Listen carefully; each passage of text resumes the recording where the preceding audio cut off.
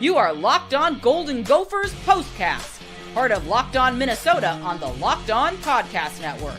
Your team every day.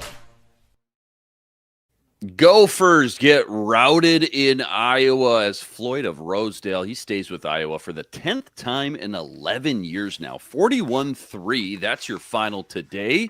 Gophers moved to 5-3 on the year. Thanks for stopping by. We got your full deep dive, all the instant reaction you can handle with your Golden Gophers postcast right here on the Locked On Sports Minnesota Network. Your team every day. Luke Inman at Luke_Spinman. Ron Johnson, Gophers Hall of Famer, Gophers legend. Follow him on X at 3Ron Johnson. And check him out each and every Tuesday, by the way, on the Ron Johnson Show right here on the Locked On Sports Minnesota YouTube page and wherever you find your podcasts. Ron, lots to get into. Biggest turning point from today, what we'll be talking about tomorrow, plus a little sneak peek at next week's matchup versus Michigan State. Just off the top, though, Gophers coming in 5-2, fresh off easily their best win, their best game, their best top-to-bottom team performance of the season, beating up Dylan Raiola and the Cornhuskers, with 9 sacks last week. So to see them come out just so flat, get routed in just every facet of the game the way they did. Obviously, such a big disappointment because you really thought, okay, 5 games left. Maybe they can build some momentum, start to heat up, and stack some wins together. Obviously not the case. Pick 6, punt return for a touchdown by Iowa. No Darius Taylor, which we'll get into. You could feel that from the get-go. Only 18 rushing yards for the team. 0 explosive plays in the passing game. Defense really couldn't do anything to stop this kind of new look Iowa offense with that new quarterback as well. But knee-jerk reaction, right? Complete team kind of debacle top to bottom. What's your knee-jerk reaction fresh after this one just ended, 5-10 minutes ago? What did we learn, I guess, about the Gophers today, and where do we go from here? That's it. That's all we learned. Nothing. We have nothing. We can move on. We can move on to – for those not watching, that's what I was going to tell you, Luke. Make sure you tweet out the link so I can retweet this so people can join the show. But, yes, sir.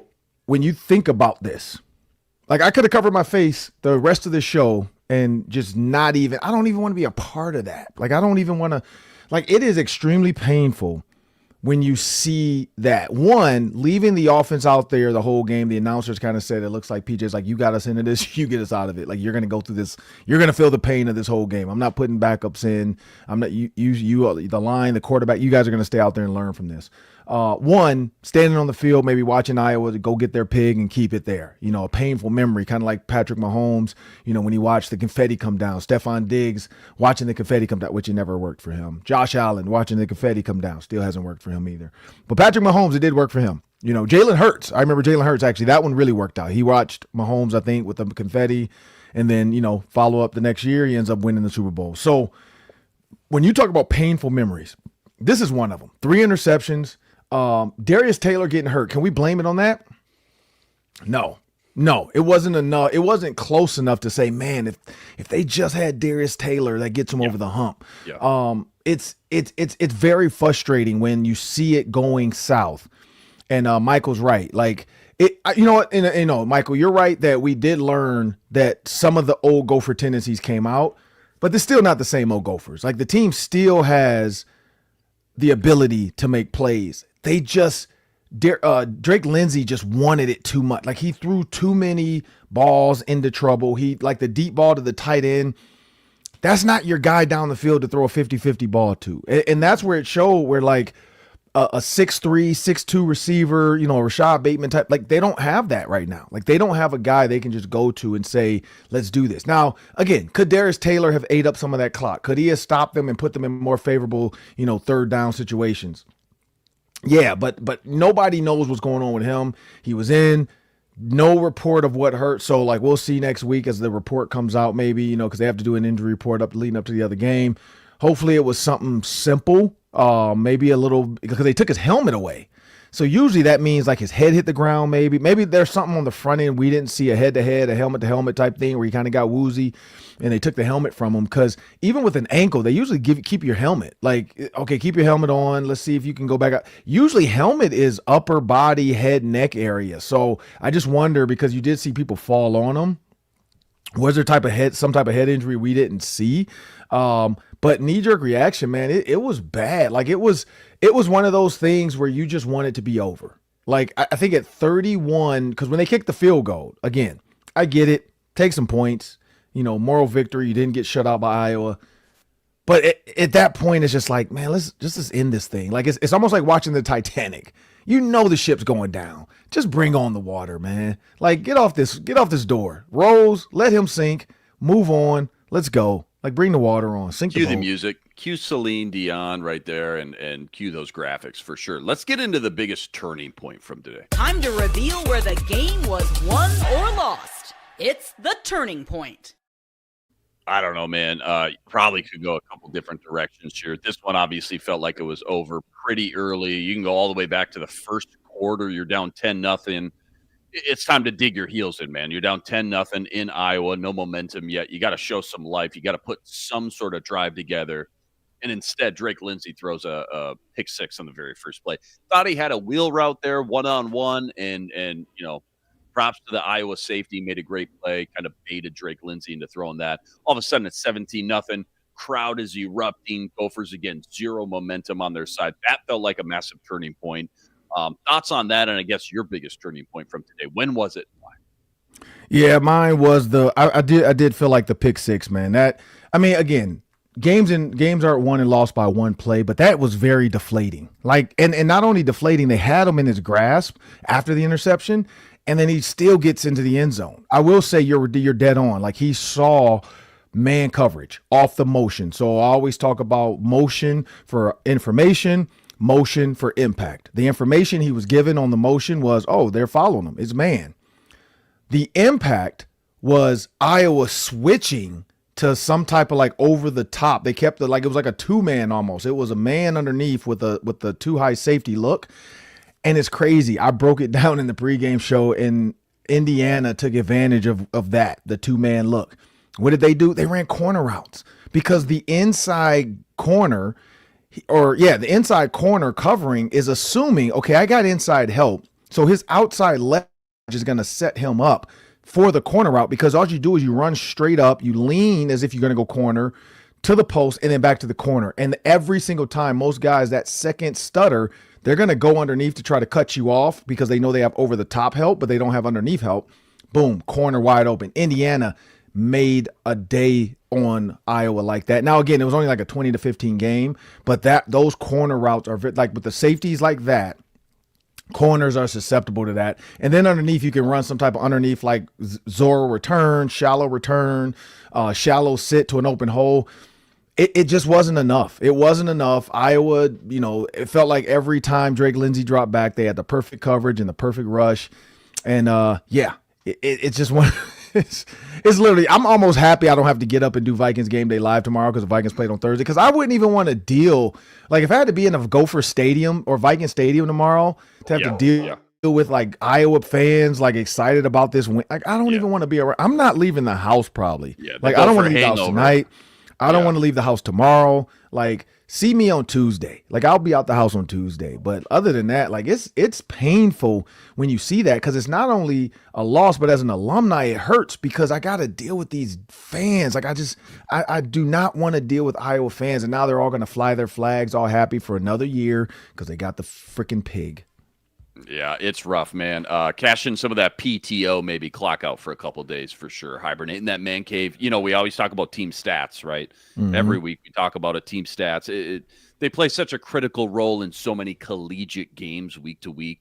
What's one? Yeah, just give me one. Just start with one. What's the number one team stat that really stuck out today that kind of tells the story? Because obviously, it's all lopsided, outside of garbage time. Third down, for example, Gophers were 1 for 9 until that kind of garbage time, which, gosh, when do you even want to start calling it garbage time? But 1 for 9. Darius Taylor, though, again, he goes out on the first rush of the game, and it felt like the run game was just kind of history after that. He had 147 yards versus Nebraska last week. We were just showering him with praise last week. We know the impact he can have, and instead – Iowa outrushes them, 135 to just 18 yards. That feels like one of the big ones outside of the turnovers, which are always obvious. That too was totally lopsided at 3-0. Yeah, I mean, rushing yards at 24 yards, that's the one that hurts. Like 24 gain yards and no sacks take away from that. But when you look at the 24 gain yards and you brought that up last week, they ran the crap out the ball against Nebraska. It looked like a night and day team. And again, is it Darius Taylor? Maybe. I mean, maybe we're not giving them enough credit that Darius Taylor is just that good, that when he's out, the Gophers have problems. And that's going to be the really problem when he leaves. Like, did they backfill? Do they have somebody in the waiting that can give them the same impact that Darius Taylor has given them? And if not, then it needs to become a true straight up Drake Lindsey, 4 to 5 receivers out there, 4 receivers, 1 tight end. And let me just pick this defense apart with my brain and my eyes and move guys around. Like, it just wasn't there tonight. Like, it wasn't there. It didn't look like it. So that's the one team stat for me. But the other one, man, that's perplexing is the fact that the defense held Iowa 4 for 12 on third down. When you're that successful on third down conversions, as far as the defense, you would think the game would be closer than this. And the 3 interceptions is what's part of that. Like, the 3 interceptions did not help their cause. The drop balls, I mean, I know that's not a team stat that's listed, but the number of drop balls by the Gophers, it's no wonder they lost. Yeah, no doubt about it. Quick break. When we come back, don't go anywhere. Biggest pros, cons, quick little preview, Michigan State, and what we'll be talking about tomorrow. That's all coming up right after this. Quick reminder, today's episode brought to us by FanDuel. FanDuel, NFL season's here. FanDuel's making sure you're ready for kickoff with this can't-miss offer right now, new customers. You bet just $5. If your bet wins, you're getting $300 in bonus bets to use across the app. And why I love FanDuel, they got everything. Player props, same-game parlay, jumping in live as the action unfolds, my favorite. You name it, they got it. It's so quick, it's so easy, and it's the best way to add a little bit more enthusiasm, a little bit more juice to your Sundays. Are you ready to play? Download the FanDuel app. Visit FanDuel.com today to get started. That's FanDuel.com. You're getting $300 in bonus bets guaranteed when you win your first $5 wager. So knowing all that, what we just kind of talked about and digested, again, you keep asking yourself, is it the Darius Taylor factor? I want to ask you, I want to kind of put you on the hot seat and have you pick one. Pie chart of blame. Who takes the biggest slice today for this disappointment? The offense, the defense, the special teams, Drake Lindsey, Darius Taylor getting hurt and the run game impact. What is it? Kind of rank your top 1, 2, 3 in order. I mean, you can't say Darius Taylor getting hurt takes blame, but I mean, you can definitely put some blame on that, like the lack of explosiveness. Also, when you look at his ability to catch the ball, I expected like an extremely explosive offense with Darius Taylor and Fame Ejeboy on the field at the same time, because what that gives you is now they're going to go base coverages or base packages, and then Darius Taylor now can go flex out wide and have a linebacker covering him. That's what I was expecting. That's the type of day I was expecting. So the fact that he went out right away, like, my entire key to the game was just gone. I mean, my other key to the game was in the red zone. Gophers never really got there. Like, Iowa got there, but the Gophers never really got there. And another key, I think Justin Guard said, you got to stop the quarterback from running the ball. Didn't stop that either. So, like, everything you could do, but the blame first, yeah, you could say the injury. At the end of the day, the blame goes on everybody. Like, all 3 phases of the game, they lost. Special teams, offense, and defense. I will say, we'll talk about something a little bit later, but the chippiness of Iowa, too, it just was unmatched. Like, the Gophers, there was no hate in those players. Like, Iowa hated. You could tell. Like, somebody got punched in the groin. You punch somebody in the balls, you hit a receiver late that's untouched, you hit a quarterback late, no flags, no ejections. Maybe later the NCAA will go back and look and maybe suspend that kid if the Gophers turn that film in. Like, you can't punch somebody in the balls. Like, what are you doing? And so the fact that all that was happening, that's hate. Like, I hate you. I want to kill you. The Gophers just didn't have that same level of hate, it felt like. Let's get into what we'll be talking about tomorrow morning. This is what you'll be talking about. So the A topic, I guess, tomorrow morning after watching this one unfold, again, you kind of just touched on it. Is it offense? Is it defense? Special team? Total team loss. Can't really pin it on one guy or one unit, even like you mentioned. Nobody won their battles. Didn't do enough today on any level. And again, it's one thing to lose, Ron. It's another thing to lose like that, especially, again, I'm going to keep going back to this, coming off such a great game, their best game of the year last week versus Nebraska, and Dylan Raiola, 9 sacks. So what should the A topic, I guess, be tomorrow morning? Or what will you be thinking about and kind of pondering from this one when you wake up? Yeah, when I wake up, I'm gonna be thinking about what's next. Michigan State. Let's move on. Yeah. Let's just like Michigan State. I think they play at 6:00, right? Is that the time they play? 7:00. 7:00. So Michigan State tonight. I'm watching that because I moved on. Like literally, in 2 hours, I'm gonna have me a nice old or not 2 hours. In 1 hour, I'm gonna have me a nice old fashioned. I'm going to sit back. I'm going to do some Vikings updated stats. I'm going to get ready for Vikings Game Day Live. They're playing the Lions. This is a Michigan battle, by the way. You got Minnesota playing the Lions. Or sorry, Minnesota playing Michigan and the Vikings playing the Lions. So this is like a double Michigan versus Minnesota week. Hopefully it's 2 victories, but the Vikings might end up 3-5. And the Gophers, hopefully, I think this puts them, that'll put them at like 6-3. So if they win that game, they become bowl eligible. But yeah, this was just a flat out butt kicking. And that's what, like, I don't really know what I'm thinking about tomorrow. Besides that, this game was terrible, Luke. Like, I want to flush this thing. I like if Will Smith could show up with that flashy thing from Men in Black, that's what I want right now. Flash me. Maybe we can order one on Amazon. Like just get here tomorrow. All right, and then tell me like, hey, the Gophers ended up the game got called due to weather, so they're gonna postpone this to next year, and the winner of next year's game gets credit for 2 victories. Like, it did not happen. But I will say this though, in all seriousness, Luke. So the thing I'm going to be talking about is the lack of explosiveness without Darius Taylor. Like if this team can't win games without one guy, that's alarming. That's alarming to me. And that means if he can't go next week against Michigan State, he can't go against Oregon. Because last time he got hurt, he was out for 3 weeks. So again, if this is another one of those, like this is probably a 6-6, 7-5 season. Because or I hope that if they know he's out, then this week is a Drake Lindsey, let's spread everybody out and pass it. But that's what I'm going to be talking about tomorrow. Like the fact that he went out and the offense could do nothing without Darius Taylor out there. Is that what you've been most disappointed about? Obviously, nobody's blaming Darius Taylor for getting hurt, but just the fact that he hasn't been able to stay healthy enough to be on the field consistently week in and week out. Like when you think back to this team's preseason expectations coming into the year, I kind of keep going back to that because what he adds to this, not just running game, but entire offense, right? He sets up the play action. He helps out Drake Lindsey. He helps out Drake Lindsey in the passing game specifically too. The difference when he's out there versus when he's not, it's just so obvious. I know PJ Fleck said this week, they don't have the depth necessarily as some other kind of better teams do. So when one of their studs goes down, the drop off from a guy like him to the next guy, no disrespect on the backups, right? But the drop off, it's just almost like unmanageable when you start to play elite defenses like Iowa's was today. Is that kind of where your head goes to first as well? The run game, the health of DT, or what part of this team, I guess, has kind of been most disappointing, both today, but also as a whole this year? Yeah, I mean, again, you can't blame injury on anybody. No. That's just what the game is about. But yeah, it's a little disappointing because this season was supposed to be like a Darius Taylor potentially being in the Doak Walker Award candidacy. You know, one of the top running backs in the country candidacy, one of the top leading running backs in the Big Ten for yard. Like all that is postponed. All that postponed. Michael